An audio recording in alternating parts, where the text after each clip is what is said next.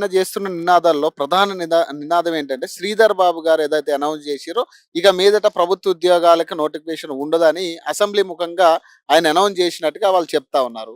ఎందుకంటే ఇంకా ప్రభుత్వ ఉద్యోగ నోటిఫికేషన్లు ఉండవా కాంగ్రెస్ ప్రభుత్వం హయాంలో?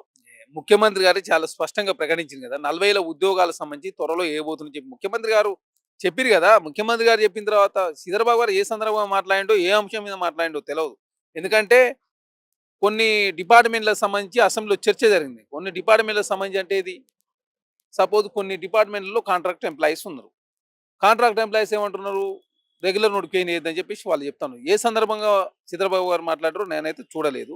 కాకపోతే ఇట్లాంటి సమస్యలున్నాయి. ఇప్పుడు లెక్చరర్స్ సంబంధించి అసిస్టెంట్ ప్రొఫెసర్ కావచ్చు, అసోసియేట్ ప్రొఫెసర్‌లకు సంబంధించి కొంత టెక్నికల్ వివాదాలున్నాయి.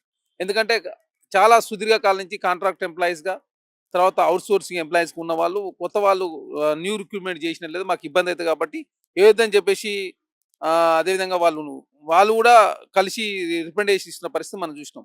కాబట్టి ఆ యూనివర్సిటీలకు సంబంధించిన అంశం అది. ఇక్కడ టీజీపీఎస్ సంబంధించి త్వరలోనే 40,000 ఉద్యోగాలు ఇస్తామని చెప్పి ముఖ్యమంత్రి గారు చాలా స్పష్టంగా ప్రకటించారు కాబట్టి దాన్ని కూడా త్వరలోనే ప్రకటిస్తారు. అదే కాకుండా తెలంగాణ రాష్ట్రం గుర్తుపెట్టుకోవాలి. ఉద్యోగాలకు సంబంధించి జాబ్ క్యాలెండర్ ఒకసారి పకడ్బందీగా ఇంప్లిమెంట్ చేసిన తర్వాత యాజ్ ప్రాసెస్ ప్రకారం ముందుకు పోతుంది. అదే కాకుండా మీరు చూస్తా ఉన్నారు. ప్రైవేట్ రంగంలో ఉద్యోగాలు ఆకర్షించాలనే స్కిల్ యూనివర్సిటీ ఏర్పాటు చేసి 1000 మంది ఈ సంవత్సరం 1000 మందితోటి అదేవిధంగా స్కిల్ యూనివర్సిటీ సంబంధించి ప్రారంభమైంది. దానికి ఆనంద్ మహేంద్ర గారు ఛాన్సలర్ ఉన్నారు. ముఖ్యమంత్రి గారు అదేవిధంగా ఛాన్సలర్ ఉన్నారు. వారు వైస్ ఛాన్సలర్ ఉన్న పరిస్థితి మనం చూసినాం. కాబట్టి ప్రభుత్వ రంగంతో పాటు ప్రైవేట్ రంగంలో ఉద్యోగాలు ఆకర్షించాలి, పెట్టుబడులు ఆకర్షించాలి, నిర్దోళన పారదోలాలని చెప్పి ప్రభుత్వం భావిస్తా ఉంది. ప్రభుత్వ రంగంలో ఉన్నటువంటి ఏదైతే ఉద్యోగాలకు సంబంధించి ఈ టెక్నికల్ సమస్యలు, అదే కాకుండా కొంత 65 సంవత్సరాల ఏజ్ ఉన్నటువంటి అసిస్టెంట్ ప్రొఫెసర్లు, ప్రొఫెసర్లకు సంబంధించి కావచ్చు, సీనియర్ ప్రొఫెసర్ లేకపోవడం కావచ్చు, అక్కడ కూడా కోర్టు వివాదాలు కావచ్చు, ఇవన్నీ రకరకాల. ఇంకోటి యూజీసీ కావచ్చు, అదేవిధంగా యూనివర్సిటీ నామ్స్ కావచ్చు, గతంలో అదే కమిషన్లు కూడా ఏర్పాటు చేసి కాబట్టి ఇవన్నీ వివాదాలున్నాయి, కోర్టు కేసులున్నాయి. కాబట్టి భవిష్యత్తులో అట్లాంటి సమస్యలు అవుతుంటే యూనివర్సిటీలలో మళ్ళీ రిక్రూట్మెంట్ చేసిన తర్వాత మళ్ళీ కోర్టు కేసులు పడితే అది ఇబ్బంది అవుతుంది. కాబట్టి అట్లాంటి సమస్య లేకుండా ఒకేసారి పూర్తిస్థాయి పరిష్కారం చూపించే ప్రయత్నంలో ప్రభుత్వం ముందుకు పోతా ఉంది.